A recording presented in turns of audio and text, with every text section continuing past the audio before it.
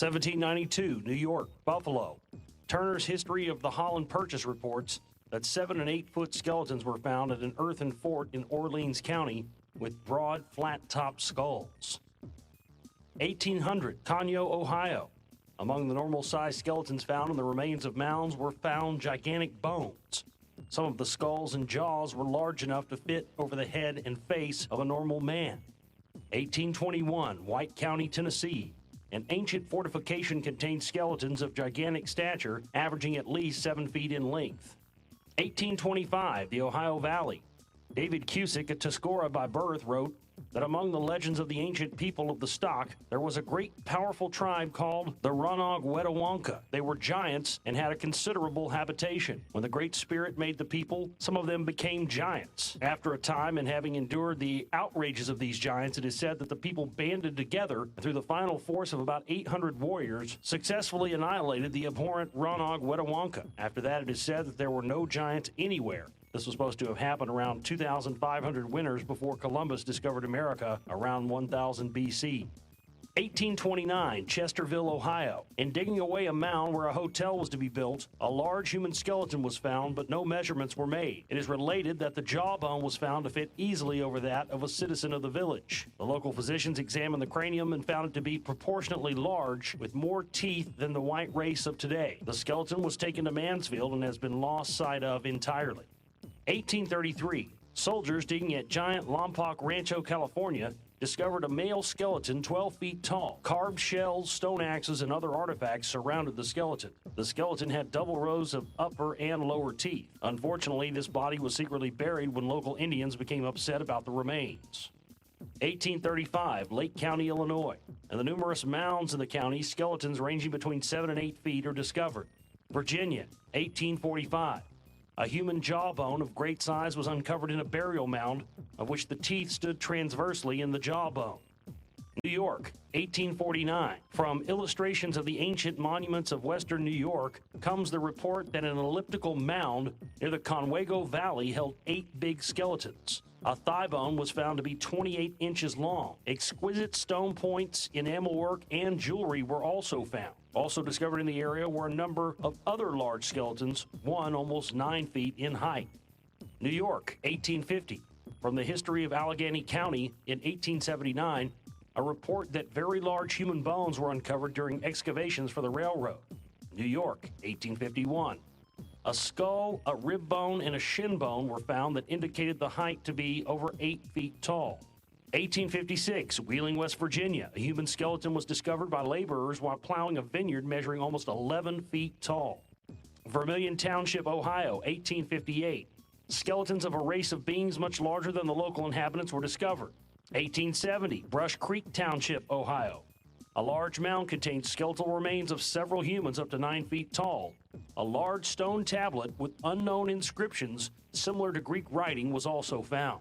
Seneca Township, Ohio, 1872. When the Bates Mound was opened, the remains of 3 skeletons whose size would indicate they measured in life at least 8 feet in height were found. A remarkable feature of these remains was that they had double rows of teeth in front as well as in the back of the mouth and in both upper and lower jaws. 1873, Seville, Ohio. An Ohio Bicentennial Commission historical marker serves as a reminder that the giants of Seville, Captain Martin Van Buren Bates and his wife Anna Swan Bates, lived in the village of Seville in Medina County. Anna stood 7 feet, 11.5 inches tall and weighed 413 pounds. Martin was 7 feet, 9 inches tall and weighed 480 pounds. 1876, Wisconsin. Mounds were excavated containing a giant skull and vertebrae. Missouri, 1877, Kansas City. A giant skull was unearthed when mounds were opened, and giant man tracks belonging to humans 25 to 30 feet tall were discovered. Eureka, Nevada, 1877. Prospectors found a human leg bone and kneecap sticking out of solid rock. Doctors examined the remains and determined they were from a human being that stood over 12 feet tall. The rock in which the bones were found was dated geologically to the Jurassic period, over 185 million years old. Ashtabula, Ohio, 1878. While excavating the ground for graves, bones were exhumed which seemed to have belonged to a race of giants. A skull and a jaw were found which were of such size that the skull would easily fit over a large man's head like a loose-fitting helmet. The number of these graves has been estimated to be between 2,000 and 3,000. 1879, Brewersville, Indiana. A skeleton almost 10 feet tall was excavated from a mound. 1880, Zanesville, Ohio. A skeleton was reported to have been found of enormous dimensions in a clay coffin with a sandstone slab containing hieroglyphics. 1880, Clearwater, Minnesota. Several giant skeletons were found with double rows of teeth. 1883, Warren, Minnesota. 10 skeletons of both sexes and of gigantic size were taken from a mound. 1883, Mandan, North Dakota. A cemetery of over 100 acres filled with bones of a giant race was discovered. 1883, Marion County, Ohio. During general construction projects in the area, giant human skeletons were unearthed. Brown County, Ohio, 1883. In an ancient settlement, sites remain of giant humans along the former residences of normal stature. 1884, Kanawha County, West Virginia. A skeleton of 7 feet, 6 inches long was found in a massive stone structure that was likened to a temple chamber within a mound. 1885, Gasterville, Pennsylvania. A large mound contained a vault in which was found a skeleton measuring 7 feet, 2 inches tall. Inscriptions were carved on the vault. 1886, Ellisburg, Pennsylvania. An 8-foot skeleton was discovered. New York, 1886. Dozens of human skeletons were discovered with oddly shaped skulls averaging 7 feet in height. Illinois, 1886. A number of large skeletons were found in Logan County, an artifact showing a degree of advancement much higher than that of the native population had ever attained. 1890, Roane County, Tennessee. A giant skeleton was discovered measuring over 7 feet tall. 1891, Dunlith, Illinois. Members of the Bureau of Ethnology of the Smithsonian Institution discovered a large human skeleton between 7 and 8 feet tall. 1891, Crittenden, Arizona. A giant was unearthed and a huge stone coffin that had evidently once held the body of a man 12 feet tall. A carving on the granite case indicated that he had 6 toes. 1892, Proctorville, Ohio. From the Iron Ton Register, quote, where Proctorville now stands was one day part of a well-paved city, but I think the greater part of it is now in the Ohio River. Only a few mounds there, one of which was near the C. Wilgus Mansion and contained a skeleton of a very large person, all double teeth and sound, and a jawbone that would go over the jaw with the flesh on. In 1892, wood coffins were found in Alabama and were sent to the Smithsonian and lost. These coffins, known as the Crump Cave coffins, were made of wood, hollowed out by fire, and were almost 8 feet long.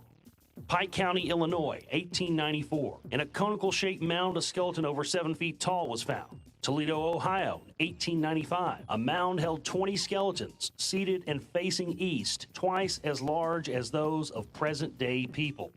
1896, Lake Coronis, Minnesota. The skeleton of a huge man was uncovered at Moose Island in Pine City. Bones of other giants were found. 1897, Jackson, Ohio. A mound on a farm contained a giant skeleton. Lake Erie Islands, Ohio, 1898. 8 skeletons were found near the United States Coast Guard lighthouse, one measuring over 7 feet in height. Lovelock Cave, California, 1911. An 8-foot-tall red-haired mummy was discovered. This mummy eventually went to a Masonic lodge where it was used for initiation purposes.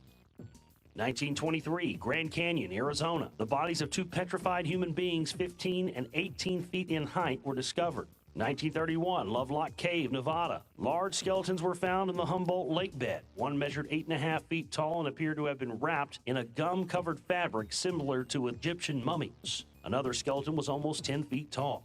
1932, White Sands, New Mexico. Supervisor of the Lincoln National Park, Ellis Wright, found human tracks in the gypsum rock 22 inches long and from 8 to 10 inches wide. The prints were human in origin due to the outline of the perfect prints coupled with a recently apparent instep.